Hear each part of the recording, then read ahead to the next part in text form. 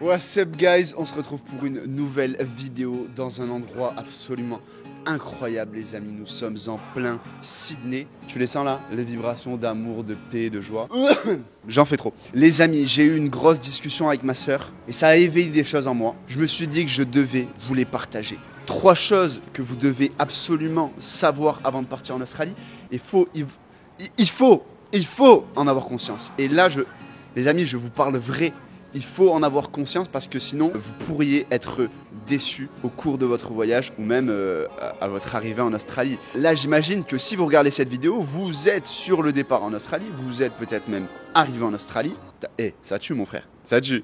Ça tue. On va rentrer directement dans le vif du sujet les amis. Première chose que vous devez savoir avant de partir en Australie, number 1, c'est qu'il va y avoir un temps d'adaptation. Et un vrai temps d'adaptation. C'est-à-dire que quand tu arrives en Australie, c'est pas de suite la fast life, c'est pas de suite la belle vie, c'est incroyable, c'est magnifique, on apprécie de suite les beaux paysages.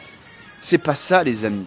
Et ceux qui vous diront le contraire, vous mentent. Si j'ai les yeux rouges dans cette vidéo, c'est juste que j'ai un gros flash dans la gueule. Je mets ça au clair maintenant parce que je sens qu'au montage déjà ça va me casser les couilles. Bon, voilà. Vous allez avoir un vrai temps d'adaptation en arrivant en Australie. Beaucoup sont un peu... et je dis les termes, beaucoup sont un peu déçus en arrivant parce que y a des choses à régler, il y a un peu des papiers à faire, il faut ouvrir son compte en banque si on veut travailler, il faut obtenir son TFN. En fait, il y a quelques petites démarches quand tu arrives qui te coupent un peu dans ton élan de « Oh oh, j'arrive », tu vois. Ça te coupe un peu l'herbe sous le pied. Tu vois pas mon pied, mais j'ai fait un mouvement de herbe sous le pied. Et dites-vous qu'à votre arrivée, 1, il va y avoir le jet lag.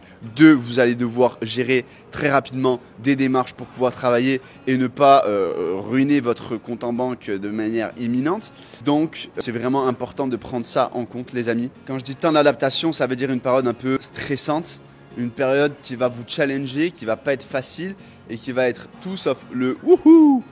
Enfin bon, il y aura quand même des bons moments au début, je vous rassure. Mais je tiens à vous préciser que quand on part à l'autre bout du monde, on doit s'adapter à toutes ces nouvelles informations. Ça fait beaucoup en même temps et il n'y a pas de gris, tu vois, c'est noir ou blanc, c'est tout ou rien. C'est soit tu es en Australie, soit tu sais pas, soit tu pars à l'autre bout du monde, soit tu le fais pas. Et ça fait vraiment toute la diff. Donc, je reçois des messages de personnes sur Instagram qui me disent le Pags, là, mon arrivée en Australie, c'est un peu chaotique. Je vous rassure, ces mêmes personnes, par la suite, une fois qu'elles ont eu ce temps d'adaptation, une fois qu'elles ont passé les premiers jours, les premières étapes, les premières démarches, forcément, on se sent soulagé d'un poids, ça fait vraiment du bien et c'est ensuite, quand on commence justement à prendre petit à petit ses repères, qu'on va se sentir de mieux en mieux. Et donc moi, quand je suis arrivé en Australie, ça a été un peu stressant, même si bien évidemment, j'étais super content d'être là, il y avait toute une part de ma tête qui était vraiment full quoi, rempli de papiers, TFN, travail, je parle pas anglais, tout ça. Ça te fait un full package bro et tu vas passer par là. Forcément, le temps d'adaptation va varier en fonction des individus. Moi j'ai quand même très rapidement trouvé une bonne bande de potes, je me suis quand même très rapidement senti bien et en parlant avec certains, je me rends compte que des fois ça peut durer un petit peu plus. C'est pour ça que je tenais à faire cette vidéo pour que vous soyez rassurés parce que cette période d'adaptation, elle dure seulement un petit temps et ensuite elle va pouvoir s'estomper de jour en jour pour laisser place à la vraie fast life, pour laisser place à la vie australienne, la vie d'Aloca, la vie de rêve, appelle-la comme tu veux mon sang. Mais je te garantis que accroche-toi et ça va être incroyable. Bon, ça c'était la première chose à savoir avant de partir en Australie. Deuxième chose à savoir avant de partir en Australie, c'est que une fois que tu as vécu cette période de transition, tu vas rentrer dans une nouvelle phase qui est la phase que j'appellerais la phase de fast life. Et là, ma gueule. Putain, il y a une bête, The Bee. Je l'ai hagar à distance. Mais elle va bien, elle va bien. Ne touchez pas aux insectes ici. C'est sacré. C'est pas sacré non plus. Mais voilà. Ça me gratte encore là, ça m'a mis un coup de presse. Une fois que vous avez fait les premières démarches, c'est là que votre vraie vie commence. C'est là que vous faites vos premières rencontres. Et là, ça vous met dans un mood euphorique. Clairement, putain, mais attends, ça me gratte encore le sang.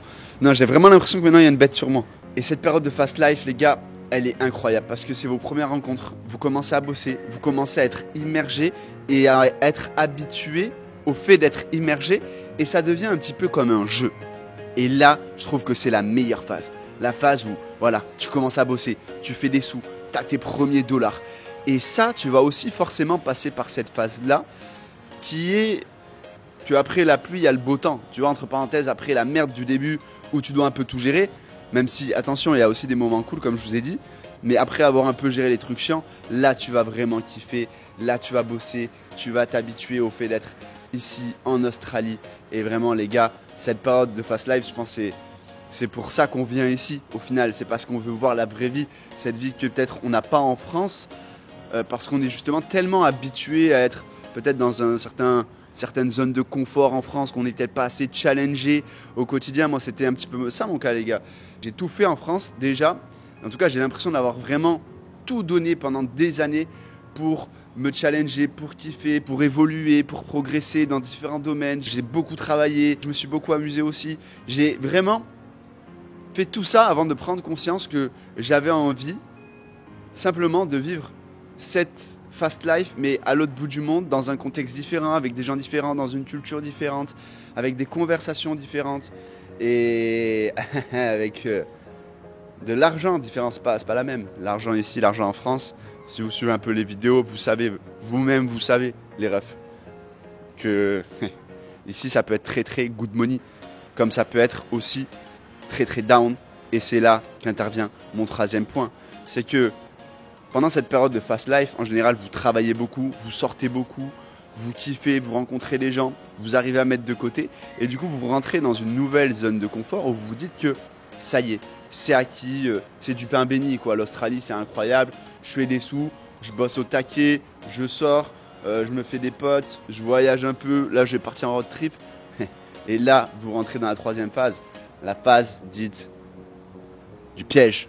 Rien à voir entre 3 et le piège, mais c'est le point numéro 3. C'est la phase du piège. Et ça, c'est très très dangereux, les amis. C'est que une fois que vous commencez à gagner de l'argent et que vous vous habituez un peu à ce style de vie, bah vous dites, bah là, je vais prendre des vacances, je vais partir en road trip. Très bien, grand bien vous fasse. Vous venez sûrement en Australie pour voyager. C'était mon cas. Et c'est le cas de 80%, 95%, 99%, 100% en fait même des gens qui viennent ici en Australie. Et là, vous allez petit à petit perdre tout l'argent que vous allez gagner. Je suis super triste de devoir vous dire ça, les gars. Et en même temps, je fais cette vidéo aussi par prévention. Grand homme que je suis. Saucez-moi dans les commentaires. Non, sérieux, en vrai, les gars, j'ai fait cette erreur. Et c'est pour ça que je me permets de vous la partager aujourd'hui. Je me prenais pour un king. Je commençais à taper des sales salaires, tu vois, vraiment. Et à me dire, mais en fait, frérot, c'est ça. Mais c'est la putain de fast life. Mais je kiffe. Et sans le savoir, je rentrais dans la phase numéro 3 du piège qui est voyager, kiffer. Faire des vidéos YouTube, accessoirement. Je sais pas si vous faites ça vous aussi, mais lourd. Voilà. Et là, ton argent, il part à une vitesse, frérot. On dirait il a jamais été là sur ton compte, frère. Tu bouges un doigt de pied, hop, moins de 100 $. Auberge, 300 $ par semaine. Et encore, en ce moment, c'est encore plus cher. Il y a des auberges à 600 $ la semaine. Je te dis, mais de quelle gueule ils se foutent? Est-ce qu'ils se foutent de ma gueule à moi? Ou est-ce qu'ils se foutent de la gueule de tout le monde? Je ne sais pas. Tout ça pour en venir au point que vous devez rester lucide face à votre situation. Ce que vous vivez quand vous êtes dans la période que j'appelle la fast life, où tout s'enchaîne, où tout se passe bien, où vous gagnez de l'argent, où vous kiffez, etc. C'est que derrière, il va y avoir le contre-coup, où vous avez peut-être beaucoup travaillé, vous allez avoir envie de prendre des vacances et de voyager. Et il va falloir gérer ça intelligemment, ou du moins autant que vous le pouvez. Moi, les frérots, j'avais coffré en 3 mois et je menais grand train de vie, hein. Je me régalais, frérot, resto, voilà, j'appréciais, tu vois. Pendant des années, j'ai vécu sans un rond, mon ref.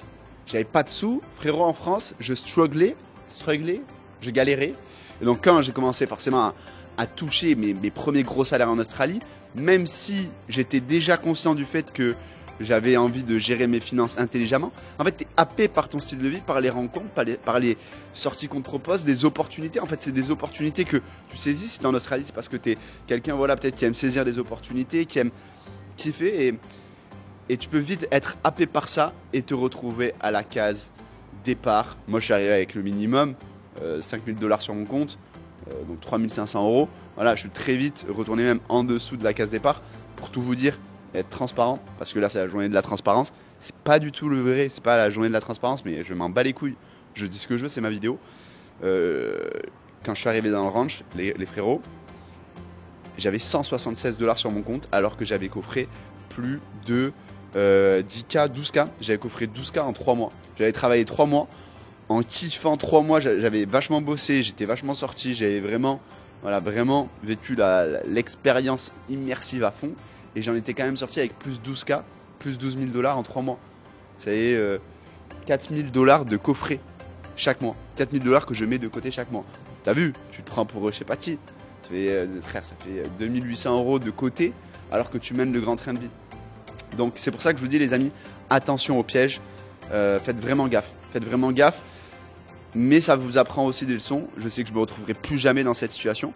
Parce que quand tu as 176 balles sur ton compte en Australie, en tout et pour tout, on peut le dire, c'est la hesse, c'est la merde.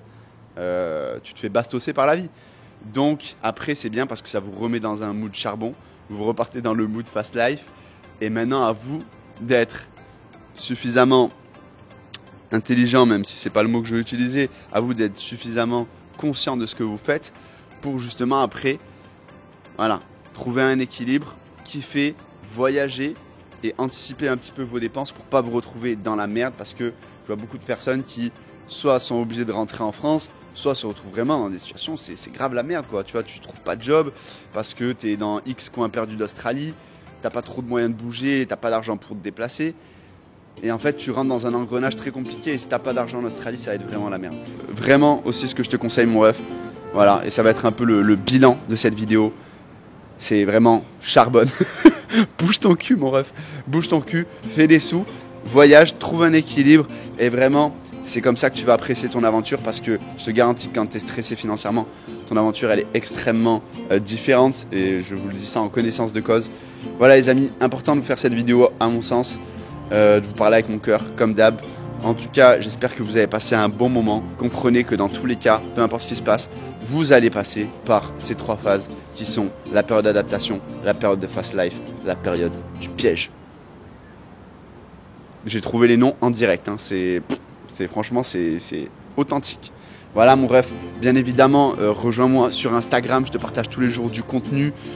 Abonne-toi à la chaîne, j'espère que bientôt j'aurai plus besoin de le dire. Je vais continuer de le dire. Je m'en bats les couilles.